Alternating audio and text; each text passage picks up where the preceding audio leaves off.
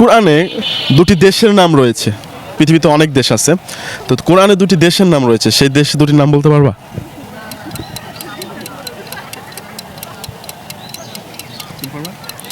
তুমি? সৌদি আরব। সৌদি আরব। আচ্ছা, একটা আয়াত বলো তো সৌদি আরবে। আচ্ছা, আমি অপশন দেই। জি, অপশন। একটা দেশের নাম বলবো, এর মধ্যে থেকে দুইটা বলবা, যদি হয়তো ভালো। হ্যাঁ, আচ্ছা, ফিলিস্তিন, সৌদি আরব, রোম, মিশর, ইরাক, ইরান। এই ছয়টার মধ্যে দুইটা বেছে নাও। মিশর। হ্যাঁ, একটা। সৌদি আরব। তুমি? Rome, Iraq. আচ্ছা, তুমি? সৌদি আরব, মিশর। আচ্ছা দর্শক, আমরা দেখতে পারতেছি মানে ওরা হচ্ছে বেসিক্যালি প্রত্যেকে একটি করে পারছে।